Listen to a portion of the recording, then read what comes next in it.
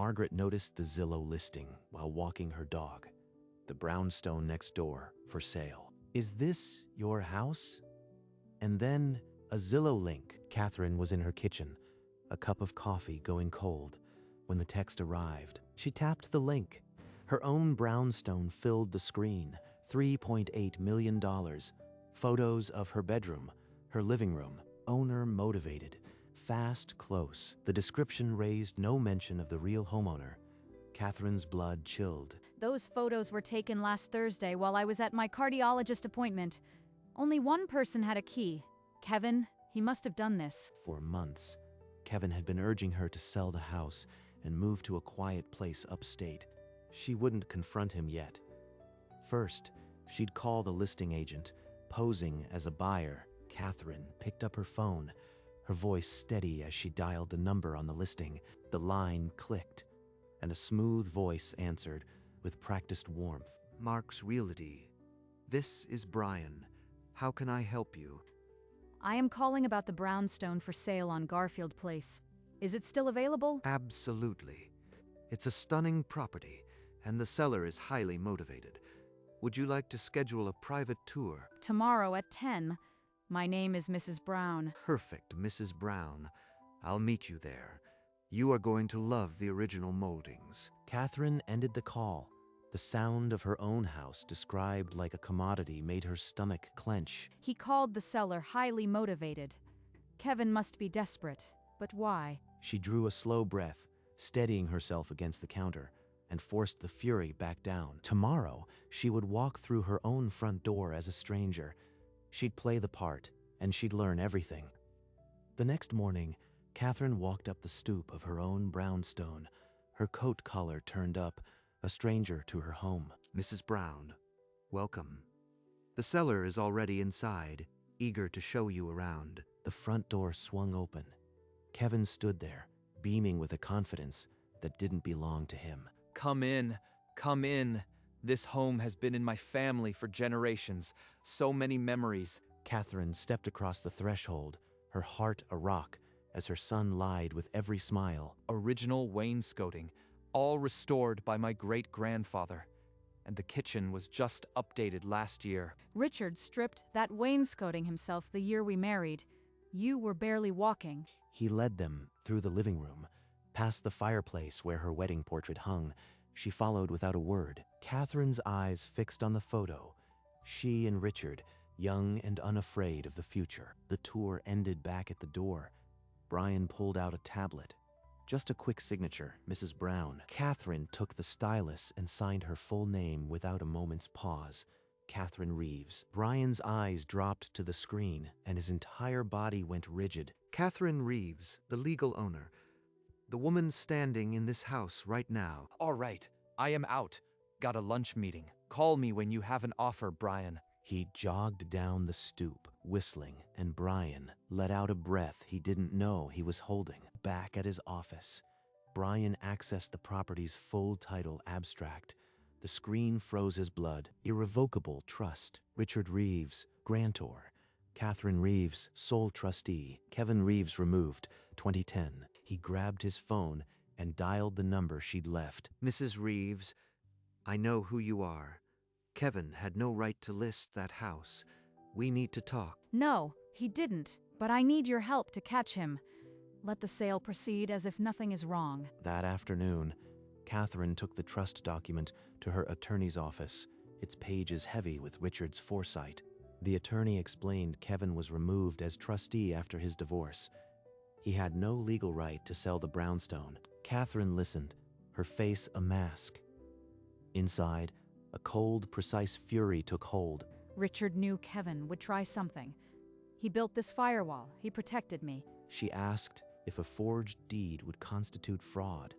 The attorney confirmed it would, and the law would be on her side. Catherine stood, thanked him, and walked out into the thin winter sunlight. Her decision made. An hour later, she called Brian from her living room, her voice steel. Brian, keep the listing active. Don't tip Kevin off. You want me to help lay a trap for your own son. That's a lot. It's less than he deserves. Do what I say. Brian met Catherine at a coffee shop near his office.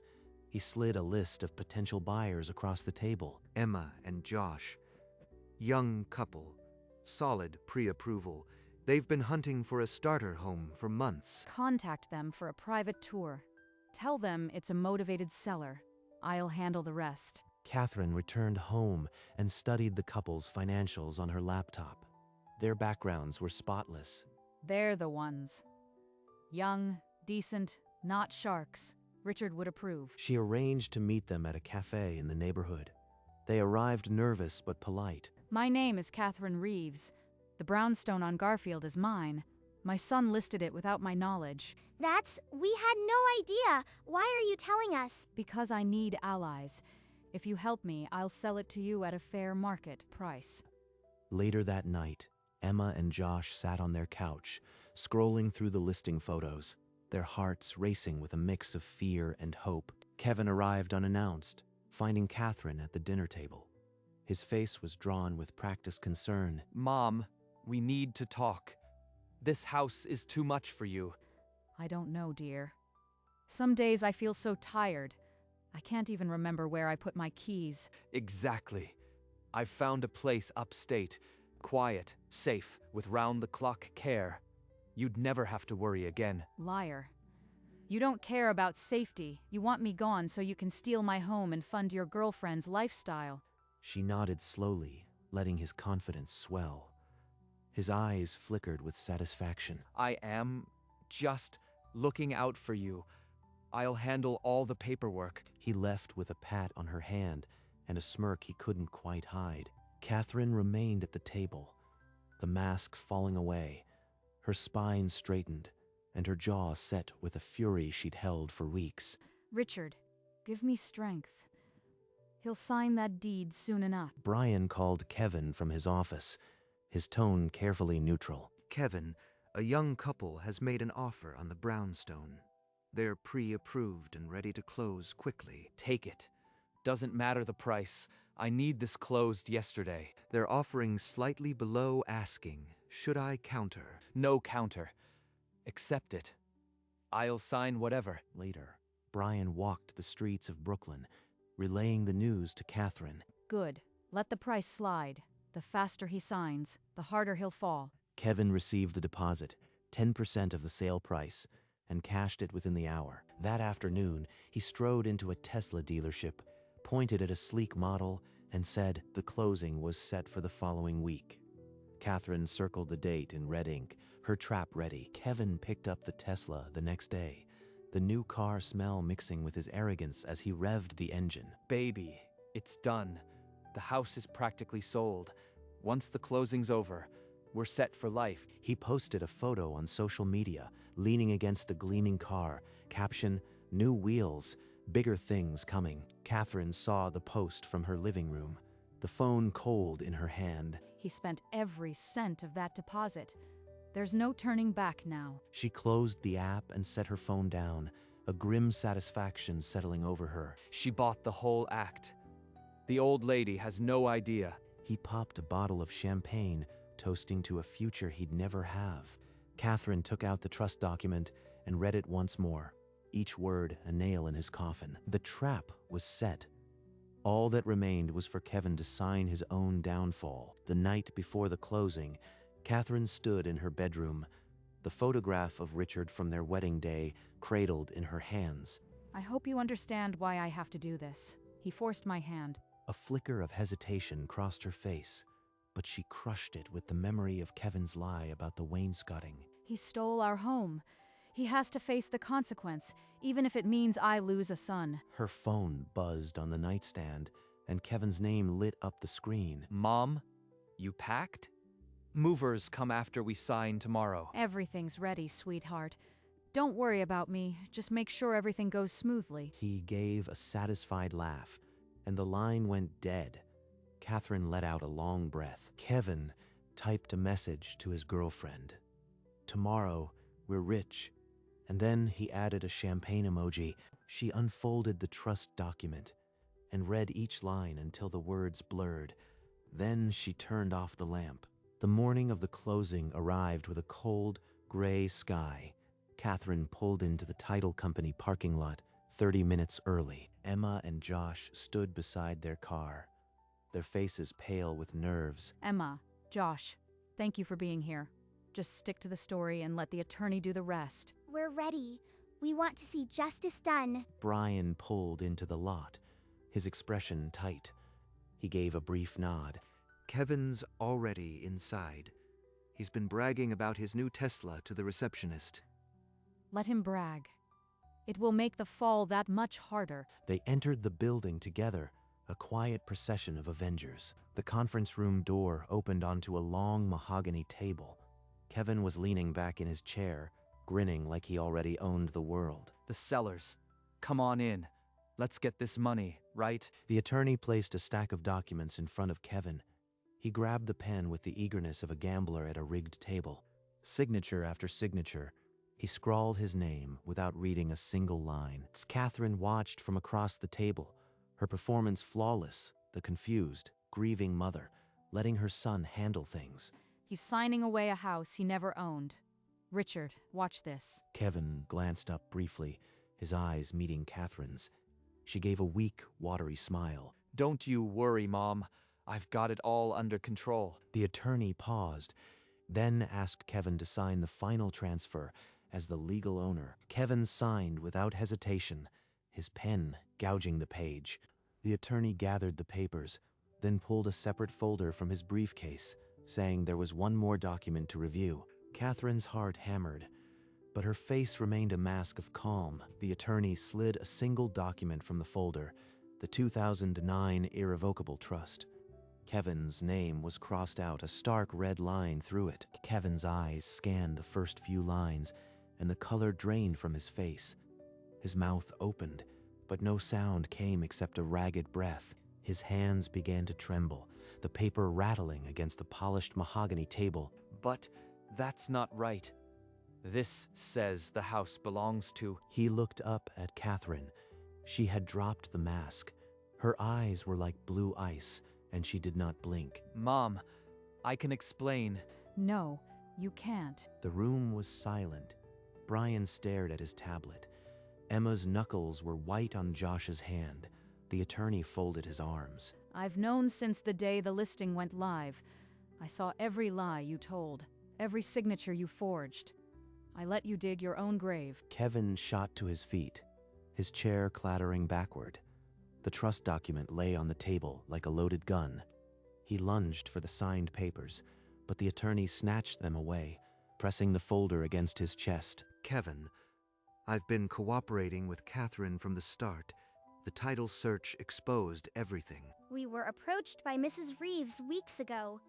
She told us about the fraud, and we agreed to help her trap you. Kevin's head swiveled from Emma to Josh, his mouth a rictus of disbelief. You planned this.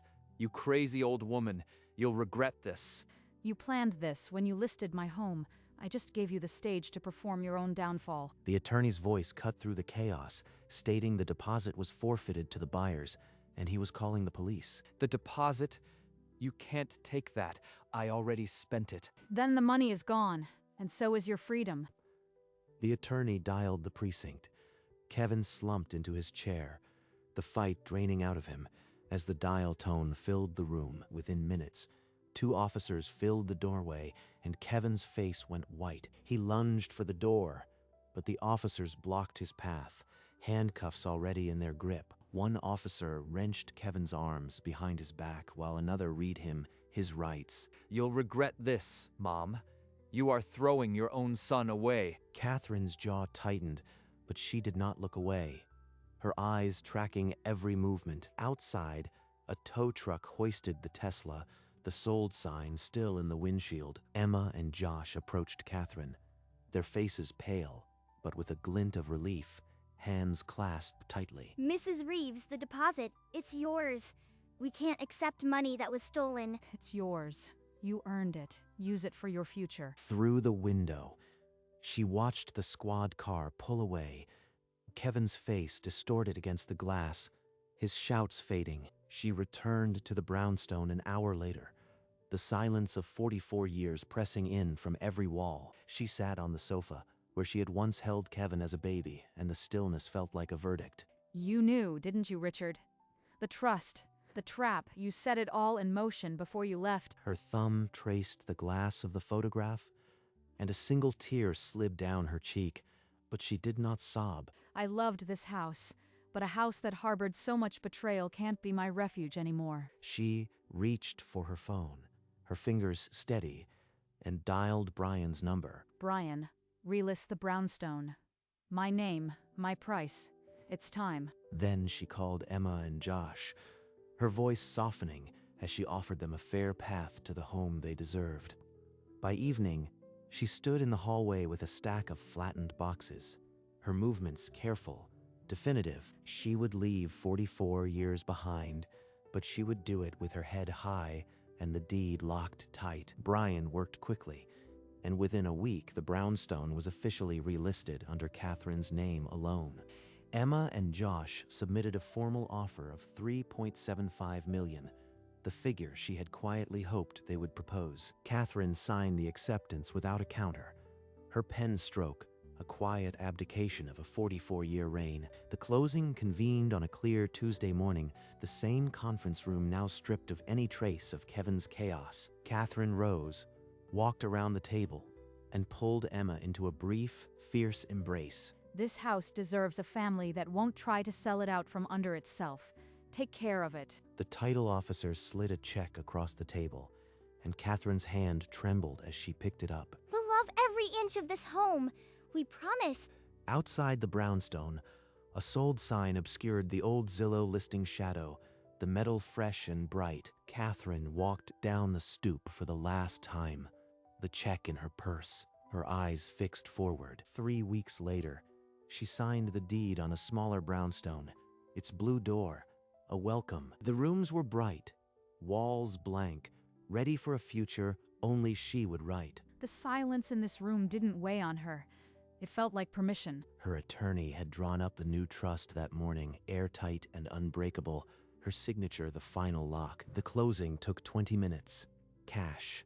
The keys were hers. By sundown, the last box was inside, and she began to unpack. The first thing she hung was Richard's wedding portrait, right where the morning sun would kiss his face. She stepped onto the narrow stoop, looked at the blue door, then at his picture in her hand. We made it, Richard.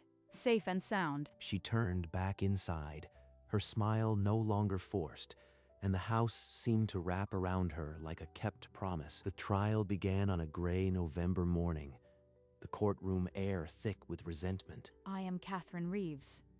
That man, my son, listed my home for sale without my knowledge. He forged documents and pretended to own a property that was legally mine. That is fraud. His lawyer called her a bitter old woman, but her answers never wavered. Kevin's face darkened as his mother's composure chipped away his last hope. The judge sentenced him to probation and full restitution, the gavel a final punctuation. He lost the Tesla, the deposit, the girlfriend, everything he'd stolen to impress. There was no victory in it, only a door closing. He was led out in handcuffs, his eyes meeting hers. She did not look away. When they passed in the hallway, he opened his mouth, then closed it. No apology came. Catherine knelt in her new garden, the scent of roses rising to replace the memory of smoke. She pulled a clay bowl from the wheel at her pottery class, imperfect and entirely her own. Clay doesn't hold grudges. It just lets you start again. Saturdays, at the farmer's market, she allowed herself to linger at the coffee stand with a widower. He's not Richard, but his laugh is kind. Richard would approve. Let's get coffee Sunday, she said, her own voice surprising her. She pruned the roses, her hands steady, the future no longer a threat. Evenings, she read on her sofa, a cup of herbal tea warming her palms. She sat on her stoop, watching neighbors walk by, and realized she no longer counted the days since the trial. A year had passed. The house was full of small joys, and no bitterness remained. One afternoon, a letter with a correctional facility stamp waited in the mail pile, her name written in Kevin's sharp script. "Mom, I need money for my appeal. You owe me that much." He didn't ask how she was. No apology, just a demand for cash. She folded the letter with the same care she used to fold her husband's shirts. At her writing desk, she picked up a pen and wrote the only answer he deserved. Number. She sealed the envelope, her hand steady, and walked to the corner mailbox. After dropping it in, she returned to her study and unlocked the bottom drawer. She placed Kevin's letter inside and turned the key until it clicked shut. Then she stood at the window, watching the evening settle over the street. The house was hers, every lock and every key under her control. Catherine stepped out onto the narrow stoop, the blue door closing softly behind her as the evening sun gilded the treetops. She turned the key in the lock. The deadbolts click, a small, satisfying sound of finality. The keys slid into the pocket of her forest green coat, their weight a quiet assurance. Not a single key would ever leave her hand again without her permission. Not one. A neighbor from 3 doors down lifted a hand in greeting, and she returned the wave without thinking. This street was learning her name, and she was learning to let it. She walked down the 4 stone steps, her soles echoing a rhythm older than her memories. At the sidewalk, she turned. The brownstone rose behind her, warm and immutable in the fading light. Its blue door glowed, the windows alive with the amber of home as the camera pulled back. Some homes are worth fighting for.